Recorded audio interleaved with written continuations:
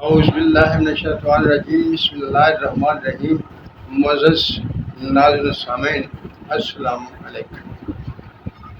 اعوذ باللہ من الشیطان الرجیم، بسم اللہ الرحمن الرحیم۔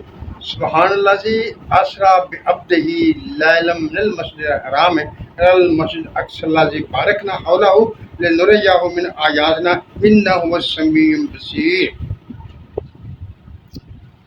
معزز ناظرین سامعین، یہ آیات مبارکہ جو میں نے آپ کے سامنے تلاوت کی ہے، اس میں حضور اکرم صلی اللہ علیہ وسلم کی معراج کی ابتدا ہے۔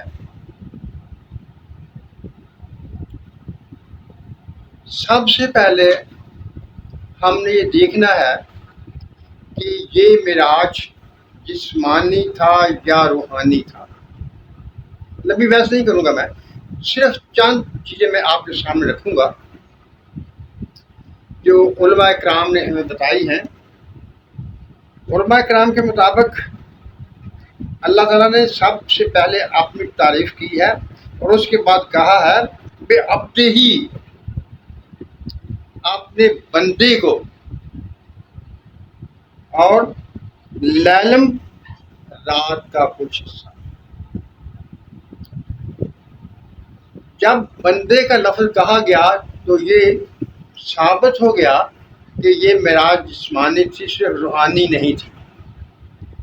دوسرا، رات کو ہوئی تھی۔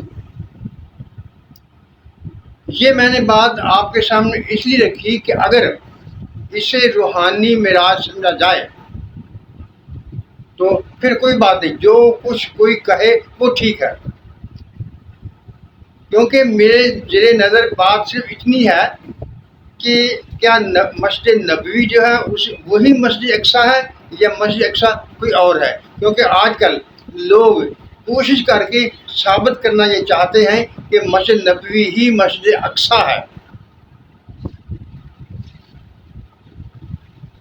اس کے لیے ہم دیکھتے ہیں جو لوگ کہتے ہیں ان سے ہم نے کون سے سوال پوچھنا ہے، اگر وہ ان کا جواب دے تو پھر دیکھیں گے کیا مسجد نبوی ہی مسجد اقصیٰ ہے یا مسجد اقصیٰ الگ ہے اور مسجد نبوی الگ ہے۔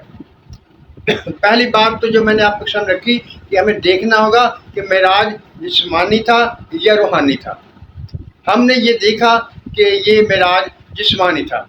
جب معراج جسمانی تھا تو ہمیں یہ دیکھنا پڑے گا کہ جس وقت یہ معراج ہوئی، اس کے بارے میں کہا جاتا ہے، مختلف روایات ہیں، کچھ کہتے ہیں کہ ہجرت سے 5 ماہ پہلے، کوئی 8 ماہ پہلے، کوئی 11 نبوی میں، اور کچھ کہتے ہیں 10 نبوی میں۔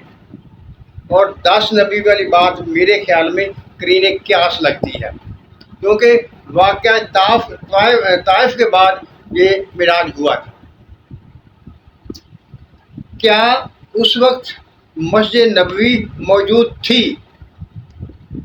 اگر معراج جسمانی ہے تو مسجد نبوی کو بھی موجود ہونا چاہیے۔ اگر معراج روحانی ہے تو پھر مسجد نبوی موجود ہو یا نہ ہو، کیونکہ وہ خواب کا معاملہ تھا، خواب کا سلسلہ اور طرح سے ہوتا ہے۔ جب ہم نے یہ مان لیا کہ معراج جسمانی تھا تو مسجد نبوی اس وقت فزیکلی طور پر موجود نہیں تھی۔ اگر موجود نہیں تھی تو یہ مسجد نبوی نہیں ہو سکتی، یہ صرف اور صرف مسجد اقصیٰ ہی ہوگی جہاں حضور اکرم صلی اللہ علیہ وسلم کو لے جایا گیا تھا۔ ایک بات ہوگی۔ دوسری بات، کچھ لوگ یہ کہتے ہیں کہ مسجد اقصیٰ کا بھی وجود نہیں تھا، کیونکہ وہ کہتے ہیں کہ مسجد اقصیٰ تو بنو امیہ کے دور میں بنی تھی، پہلے اس کا کوئی وجود نہیں تھا۔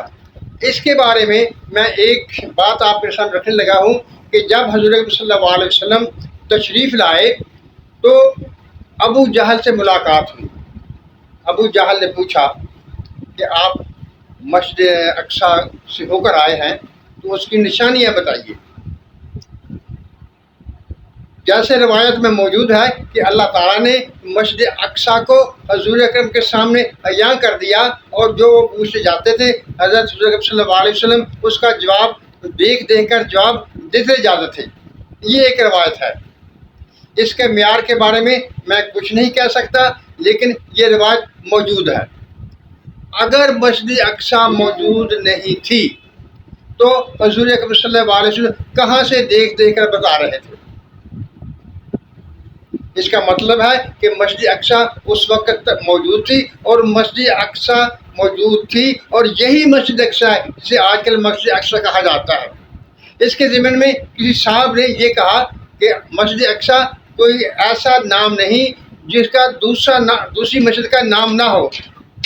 آج کل دنیا میں بہت سی ایسی مسجد مسلمان ملکوں میں مسجد موجود ہیں جن کا نام مسجد اقصی رکھا گیا ہے، لیکن ہم نے یہ نہیں دیکھنا کہ آج کسی کا نام مسجد اقصی رکھا گیا یا نہیں رکھا گیا، ہم نے یہ دیکھنا ہے اس وقت مسجد اقصی تھی، اس کا نام مسجد اقصی تھا تو تھی۔ معزز ناظرین سامعین، یہ دور سوشل میڈیا کا دور ہے۔ میں نے پہلے بھی ایک دفعہ کہا تھا، اس میں کوئی یہ نہیں دیکھتا کہ میں سچ بات کر رہا ہوں یا غلط بات کر رہا ہوں، صرف اور صرف وہ ایک نئے انداز سے نئی بات کرنا چاہتے ہیں تاکہ بات کر دی جائے اور ویوز حاصل کیے جائیں، جو کہ بالکل مناسب نہیں ہے، قطعاً غلط ہے۔ مسجد اقصی وہی تھی، حضور اکرم صلی اللہ علیہ وسلم کو معراج جسمانی ہوا تھا، اور مسجد نبوی کو مسجد اقصی نہیں کہا جا سکتا کیونکہ یہ مسجد نبی اس وقت موجود ہی نہیں تھی۔ مسجد نبی تو جب حضور اکرم صلی اللہ علیہ وسلم ہجرت کر کے مدینہ منورہ تشریف لائے تو اس کے بعد مسجد نبی جو ہے اس کو بنایا گیا، اس کی تعمیر کی گئی۔ ہم کیسے کہہ سکتے ہیں کہ جب کہ حضور اکرم صلی اللہ علیہ وسلم مکہ مکرمہ میں موجود تھے، ہجرت نہیں ہوئی تھی، تو اس وقت مسجد نبی موجود تھی۔ خواب والی حالت نہیں، خواب میں کچھ بھی ہو سکتا ہے، وہ بات نہیں کرتے ہم۔ اسی لیے میں نے آپ سب سے پہلے یہ کہا کہ یہ معراج جسمانی تھا، روحانی نہیں تھا۔ معزز ناظرین سامعین، میں نے جب یہ بات سنی مجھے بہت افسوس ہوا کہ ایسے لوگ موجود ہیں جو صرف اپنی انا کی تصحیح کے لیے، اپنی پہچان کے لیے ایسی باتیں کریں گے کہ جن کو ذہن سننے کے لیے تیار نہیں ہوتا، قبول کرنے کے لیے تیار نہیں ہوتا، اس کو ثابت کرنے کی کوشش کرتے ہیں۔ اس کی دلیل اس صاحب نے یہ دی کیونکہ مسجد حرام میں بھی برکتیں ہیں اور مسجد نبوی میں برکات نازل ہوتی ہیں، لہٰذا مسجد نبوی ہی مسجد اقصی ہے۔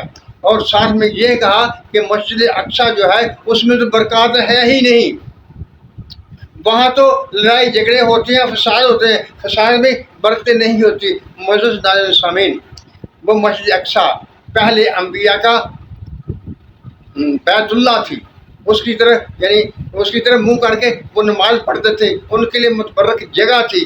اللہ تعالیٰ نے یہ نہیں فرمایا کہ تمہارے لیے وہاں برکتیں ہیں، اللہ تعالیٰ نے یہ فرمایا ہے کہ اس کے ارد گرد کو میں نے برکت دی۔